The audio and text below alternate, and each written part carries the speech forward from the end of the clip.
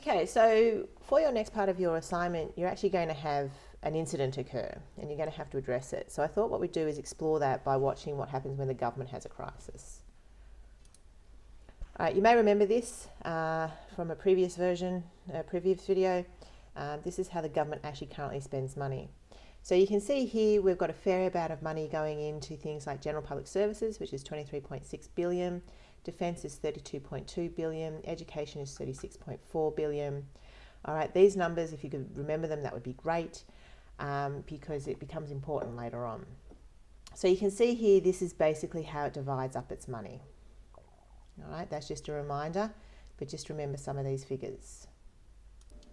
Okay, I'm using this from an ABC site, so that's the Australian Broadcasting Commission, and that was their analysis based on data that's available from public sources. So what this shows you is how much the federal government has spent on various disasters. So each of these dollars is obviously representing millions, or some millions. So it's an infographic, so we'll roll with it. So you can see here the bushfires in 2009, 566 million. And the ones in red are the ones that have actually been spent this year. Okay, so we've got to start adding those up in our head. And you can start, if we start scrolling down, you can see here that now childcare assistance, we need to be careful with this because like all statistics that are presented, that's actually a regular payment that's always made. So that's actually not a part of COVID. That's actually just normal business.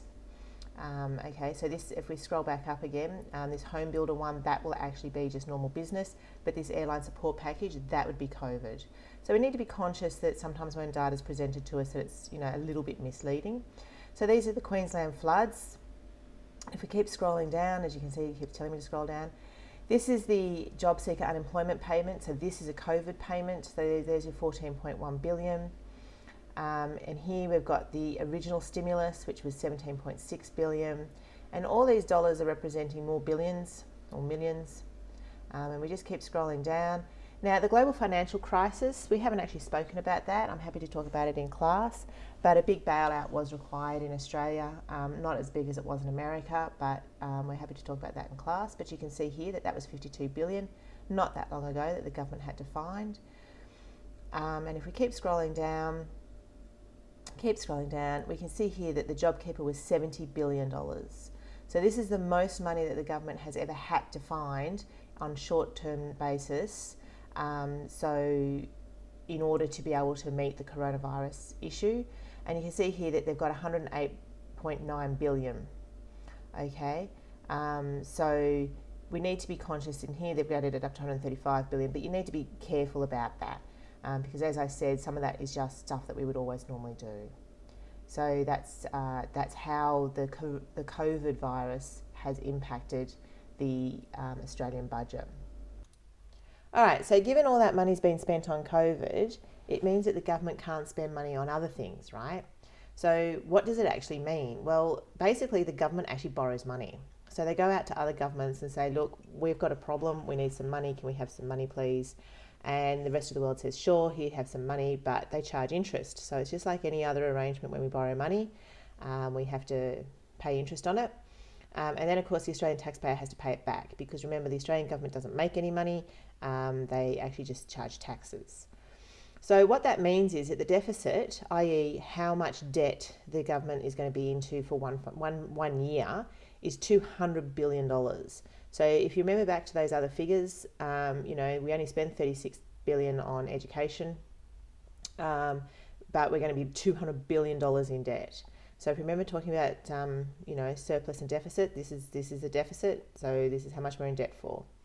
The other problem is that with COVID, because the economy has altered slightly, we're going to have problems because not as many people are earning money, so not as many people are paying taxes. Businesses are going out of business, so they don't pay taxes. So there's actually an estimate there's going to be a 25 billion drop for 2019 and 20 and 2020 and 2021 of $25 billion for both years. So that's a $50 billion drop in tax revenue.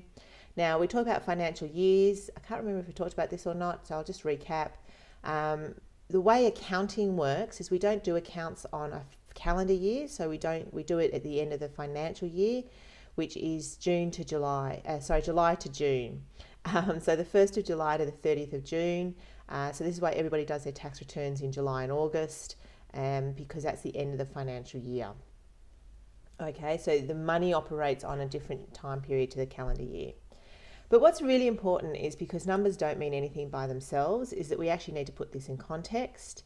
So there's a report that's been put out, I've lifted all these, I'll show you in a minute, from PwC, which is PricewaterhouseCoopers, that they've estimated that the related contraction, so that means how much GDP is going to fall in Australia. So remember, that's GDP is the income of Australia, of 1.32%. But when we had the GFC, it declined by 5.2%. So we need to put these things in perspective. It's not enough just to look at numbers as a social scientist by themselves. We need to look at numbers in the context of other numbers. What does this actually mean? So it's really scary to think about being $200 billion in debt, but you know, that's only, that's not, that might be more or less than the GFC, I can't remember, but what the actual impact is going to be overall is actually a lot smaller than it was in the GFC, and we lived through the GFC okay. So we need to be conscious of these things as social scientists about what does this mean comparatively. And I thought it was important for this one because I've actually used a lot of different sources for this rather than my general knowledge, that I actually show you Harvard style and how, you know, that I can do it as well. So you can see here that I've relied heavily on the ABC from these two sites, but they lift data from the government. So it's just a quick and easy way of somebody else doing the work for me. You can see here, this one was actually written by 3 different people. This was written by one person, and this was written by, they did list the authors here at the end as contacts, but it's actually a publication by PricewaterhouseCoopers. And when you work for a big accounting firm like PwC, you actually never own your own work. It's actually owned by the organisation. So that's why I've listed it as PwC.